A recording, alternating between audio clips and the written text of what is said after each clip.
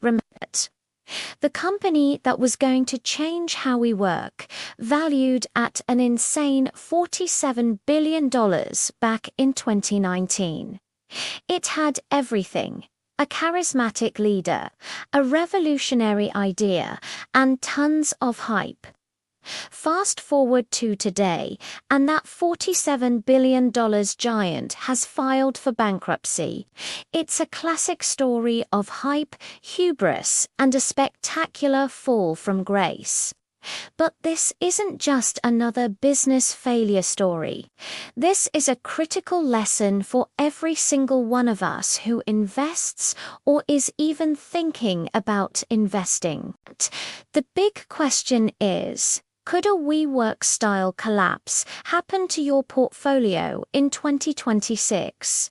Let's break it down. First, let's rewind. What exactly went wrong with WeWork? On the surface, it was simple.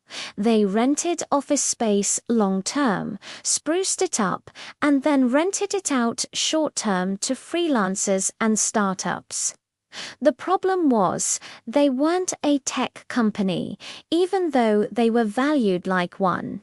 They were a real estate company with a tech-like burn rate. They spent lavishly on expansion and perks, losing billions of dollars every year. The charismatic founder, Adam Neumann, had unchecked power, and the company's governance was a mess.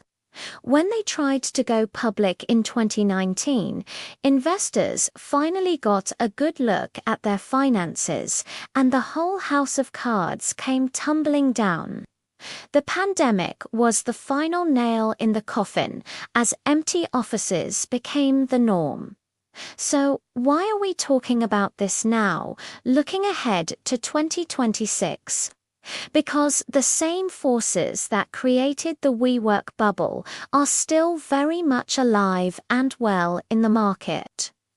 The core issue was a disconnect between hype and reality. Investors got caught up in a compelling story, a vision of the future, and they ignored the fundamental numbers. They bought the sizzle, not the steak. And let me tell you, in today's market, there's a lot of sizzle. Think about the buzzwords flying around right now: artificial intelligence, green energy, the metaverse, decentralized finance. These are all incredibly exciting fields with massive potential. And just like WeWork promised to revolutionize work, companies in these sectors are promising to revolutionize, well, everything. They attract billions in investment. Their valuations soar into the stratosphere, and everyone on social media is talking about them. It feels like if you're not invested, you're missing out on the next Google or Amazon. This is FOMO, the fear of missing out, and it's one of the most dangerous emotions an investor can have. So, how do we spot the next potential WeWork before it blows up our portfolio? Let's identify the red flags. Red flag number 1, the visionary leader. WeWork had Adam Neumann. Theranos had Elizabeth Holmes. FTX had Sam Bankman-Fried. These leaders are often brilliant storytellers. They sell a grand vision that is almost messianic. They build a cult of personality around themselves, and the media loves them. The problem is when this personality cult overshadows the actual business. When the CEO is treated more like a rock star than a manager, and their word is law without any checks and balances, that's a huge warning sign. Scrutinize the leadership. Are they grounded? Do they have a track record of actual execution, not just talk? Is there a strong, independent board of directors to keep them in check? Red flag number 2, Confusing business models. WeWork called itself a tech company, but it owned no significant technology. Its business was real estate, which has much lower profit margins and is far less scalable than a true tech company. This mislabeling allowed it to achieve a valuation that its fundamentals could never justify. So, when you look at a company, ask the simple question: how does it actually make money? If you can't explain it in a sentence or two, be careful. Is an AI company actually creating groundbreaking new models, or are they just using an off-the-shelf API and wrapping it in a fancy interface? Is a green energy company developing new battery technology, or are they just installing solar panels? The difference in valuation should be enormous. Don't be fooled by jargon.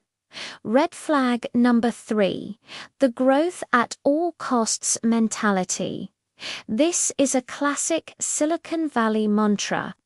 The idea is to capture market share as quickly as possible and worry about profits later. WeWork burned through billions of dollars to open new locations worldwide long before they had a clear path to making any of them profitable.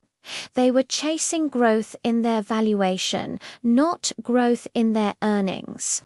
Look at a company's financial statements. Are they burning cash at an alarming rate? Is their revenue growing, but are their losses growing even faster? This can be acceptable for a short period in a true startup, but if it becomes a permanent state of affairs with no end in sight, it's a massive red flag.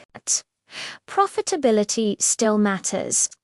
Eventually, every company needs to make more money than it spends.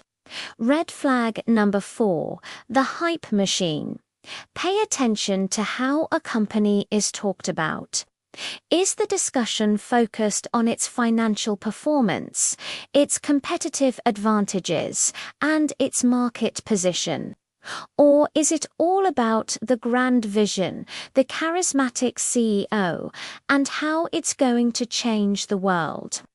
When the story becomes more important than the substance, you're in the danger zone.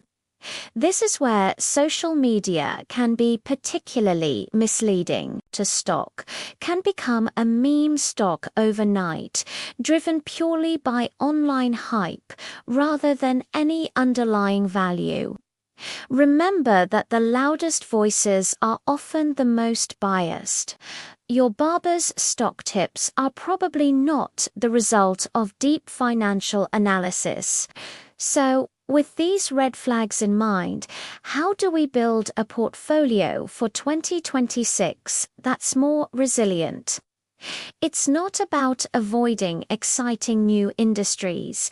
It's about investing in them smartly. First, diversification is your best friend. This is the oldest rule in the book for a reason. Don't put all your eggs in one basket, especially if that basket is a high-flying, hyped-up stock. Even if you believe a company is the next big thing, it should only be one part of a much larger, well-diversified portfolio. Spread your investments across different industries, different geographies, and different asset classes like stocks, bonds, and real estate. That way, if one of your investments turns out to be a WeWork, it won't sink your entire ship.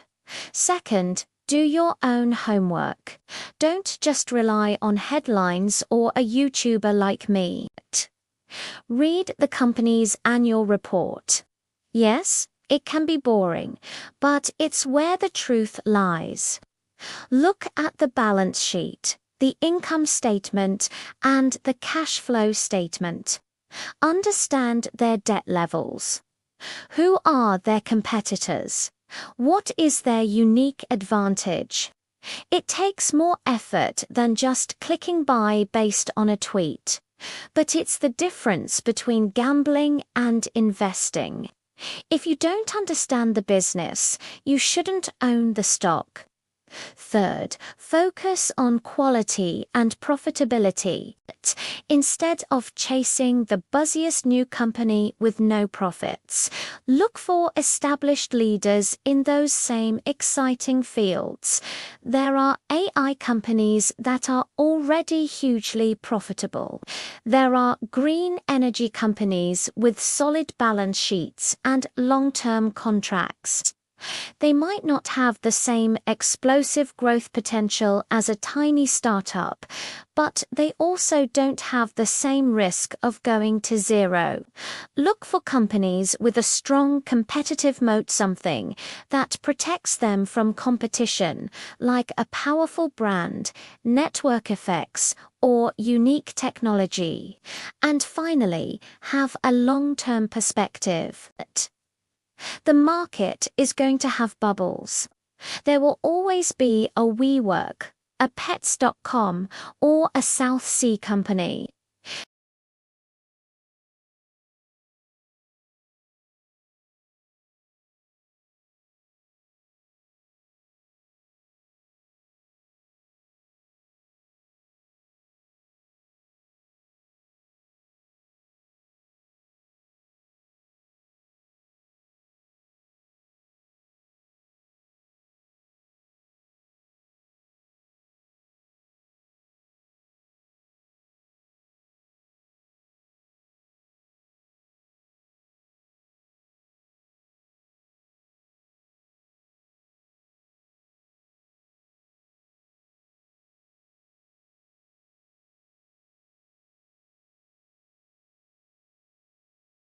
There will be incredible companies that create real, lasting value, but there will also be plenty of WeWork's companies with a great story, but a broken business model.